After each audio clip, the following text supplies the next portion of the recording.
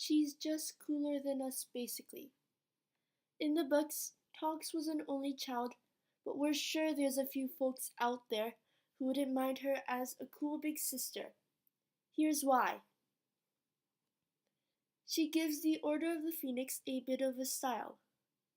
Nymphadora, sorry, Tonks, arrived into the Harry Potter books as a young, roguish punk with bright pink hair.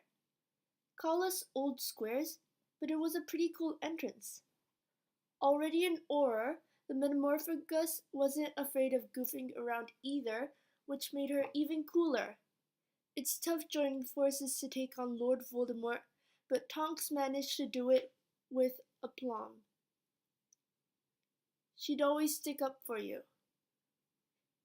If you shout his name, I will curse you into oblivion, muttered Tonks menacingly. Harry Potter and the Order of the Phoenix. A good sister stands up for her younger siblings and keeps them safe. When someone hurts them, that's the cue for Big Sis to jump in, all wands ablazing. Tonks would have no trouble in that department. Don't let her cheerful nature fool you. She can be pretty scary when she needs to be. As a trained Auror, battling dark wizards is just another day at the office, and she's got hexes and jinxes to make your head spin. Possibly literally. Who knows? If Tonks was your sister, you'd pity the person who nicked your lunch money. Not that anyone would dare to mess with you in the first place. She'd cheer you up if you had a bad day. Imagine you've had an absolutely rotten day. You've got the weight of the world on your shoulders and feel like nobody's on your side. What would Tonks do if she saw you like that? Like any caring Hufflepuff, she'd be kind and supportive and let you talk it all out over a nice warm mug of tea.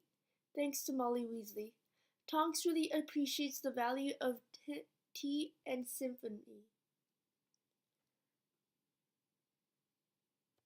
I'll start there. She'd cheer you up if you had a bad day.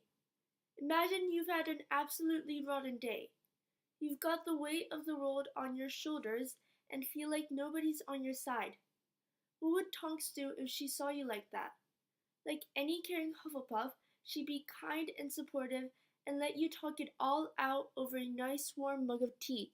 Thanks to Molly Weasley, Tonks really appreciates the value of tea and sympathy. After that, she'd probably pull funny faces until she made you laugh again. She's good at that. But what if, instead of a broken heart, you'd broken a nose or toe? No worries. Tonks can sort that out too. Episki, said Tonks. Harry's nose felt very hot and then very cold. He raised a hand and felt it gingerly. It seemed to be mended. She'd bring out your rebellious streak. My head of house said I lacked certain necessary qualities. Like what? Said Ginny, who was choosing a baked potato. Like the ability to behave myself, said Tonks. Harry Potter and the Order of the Phoenix. Tonks knows that some rules were made to be broken. Growing up with her, you get enough hijinks to make Fred and George Weasley proud. But remember, you'd have to be extra careful while making mischief. Sneaking out of the house for a few cheeky butterbeers would be fun, but sneaking back in might be a problem. Crash! Tonks! Cried Mrs. Weasley in exasperation, turning to look behind her. I'm sorry, wailed Tonks, who was lying flat on the floor. It's that stupid umbrella stand. That's the second time I've tipped over. Harry Potter and the Order of the Phoenix. Did we mention Tonks is a bit of a klutz? Oh well, nobody's perfect. Speaking of which, she'd accept you for who you were. Maybe you're not the cleverest. Maybe you're a bit of a loser.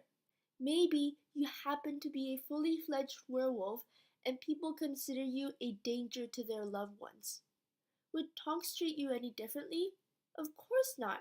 She's wise enough to know it's what's inside that counts, and she's a pretty good judge of character.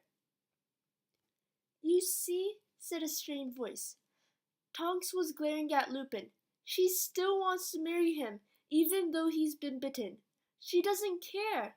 It's different, said Lupin, barely moving his lips and looking suddenly tense. Bill will not be a full werewolf. The cases are completely... But I don't care either. I don't care, said Tonks, seizing the front of Lupin's robes and shaking them. I've told you 1,000,000 times. Harry Potter and the Half-Blood Prince. As an added bonus, you get a smart, caring brother-in-law who's always got chocolate. But best of all, maybe you'd be a metamorphagus. You know, I don't think violet's really my color, she said pensively, tugging at a lock of spiky hair. Do you think it makes me look a bit peaky? Said Harry, looking up at her over the top of Quidditch teams of Britain and Ireland. Yeah, it does, said Tonks decisively.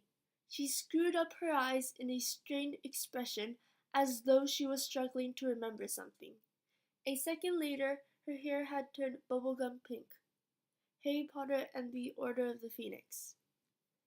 A metamorphagus, somebody able to change appearance at will, is born, not made. Tonks passes the ability to little Teddy Remus, so he must know it runs in families. Picture this. It's Friday night, you and Tonks are ready to party, but you're having a bad hair day and need to be out the door in seconds. Not a problem. Just scrunch up your face and bam! Instant beehives, mohawks, whatever does it for you. Not only do you look fab, but you're also a master of disguise. Suppose you're at a gig. Tonks is bound to know where the cool bands are playing. But there's someone in the crowd you really want to avoid talking to. Simple. Just change your face and walk right on past them. With Tonks, you'd have a sister who's cool, kind, and fun. Together, you'd be ready to paint the town red, or turquoise, or bubblegum pink.